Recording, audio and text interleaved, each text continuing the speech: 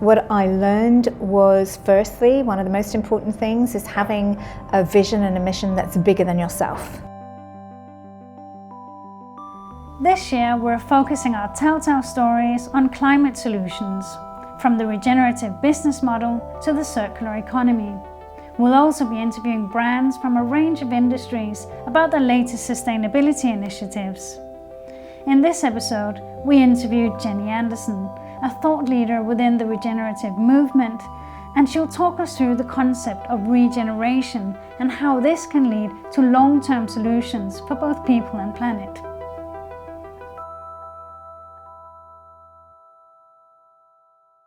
If you'd met me in my 20s, I hate to admit it, but I was probably an arch Thatcherite, coming from a poor background. I really believed in that. I bought into that whole aspirational, always being better, bigger house, bigger car.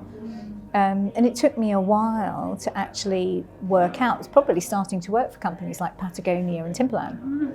I actually realized there was something more important than just that individual, acquiring more and more and more, the culture of more, mine it, make it, dump it.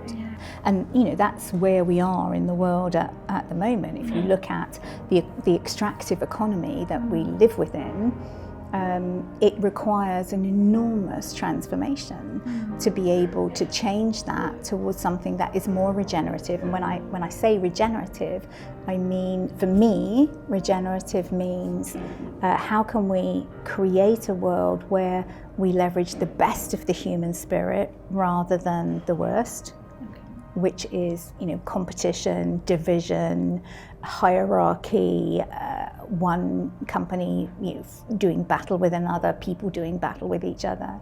But also, how can we regenerate the environment from which we have extracted so much? Whether that's regenerative agriculture, a completely different process to how we're going to grow and produce our food, or whether it's just simply regenerating landscape where we've deforested.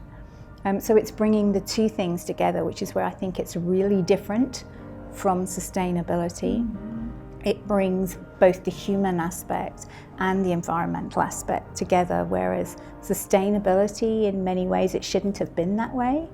But it has seemed to be pushed to the upstream part of businesses. So, we look at how we produce things, but we don't look at why we're still producing things. It's very difficult for people to buy the right kind of product when it's always more expensive, whether that's organic food or electric cars. So it requires the infrastructure of governments and finance and investment to start to find ways to prioritize doing the right thing and to make it economically attractive for people to do the right thing. I don't think you can lecture people about what they should do or cast blame. You've got to design a society so that it's more attractive for people to do the right thing than the wrong thing.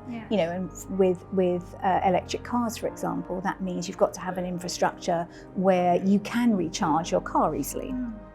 You've got to, people don't want to be worried about range anxiety, and you've got to set up a pricing system where they are more accessible to your average person than a diesel or petrol car. You've got to, you have to actually redesign the economy to make the right thing cheaper. I think if you want to bring everybody with you. And I guess there will always be a bit of a tipping point where the mass production will start bringing the price down a bit. It's difficult. It's, you've been involved in new product development yourself, so the huge amount of money that goes into new product development. And if you've got financial investors who are quite short-termist, they want to see returns in the short term.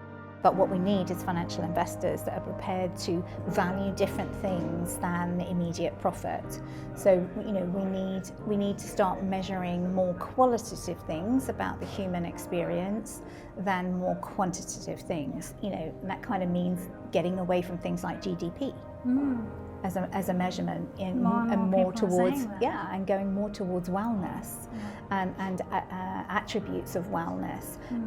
You know, that we measure how well a society is doing by the health of its soils, by the health of its waters, by the well-being of its people, rather than its financial bottom line productivity. But that is a big mindset shift. You know, how do we shift mindsets? How do we manage the fact that most businesses are limited companies with shareholders and have to deliver profits? You know, how do we manage the anxiety around leadership's, you know, desire to change, but having to operate in that world? So we have to tell stories that for people that aren't about how terrible the change that's coming will be, but actually what the positive opportunities are. It is up to a combination of governments and global businesses, along with public citizen pressure. And it doesn't have to be everybody making the pressure. If you know, kind of look historically in social, and it might not be social anthropology, but in social history of movements, it really takes 3.5% of the active public to get behind something for it to change. That's not a huge amount of people. No. So it doesn't have to be everybody to activate change. And you know, then I think things will start to change. You know, we have to find a way to transform from what we know and what has got us where we are today, which is not in a good place, to something that we haven't actually imagined yet, and we're struggling to imagine. We are today, as an economy, the caterpillar. Yeah. We need to get to a butterfly state. But the critical part is the bridge in between, is how do we do that as human beings, as businesses, as economies, as regions, as nations? Nobody knows. It's an experimental journey, and if we come out the other side, we'll come out well. You know, and it's an experimental journey that has to be done at the same time as we decarbonise our entire economy, which is no small task. But actually, it's quite exciting. You know, just to think, and you know, I hope I live long enough to see the end result. But you know, to think about that there is a biological potential, a psychological potential for us as a species to cross over to something new. And it's just how we do that.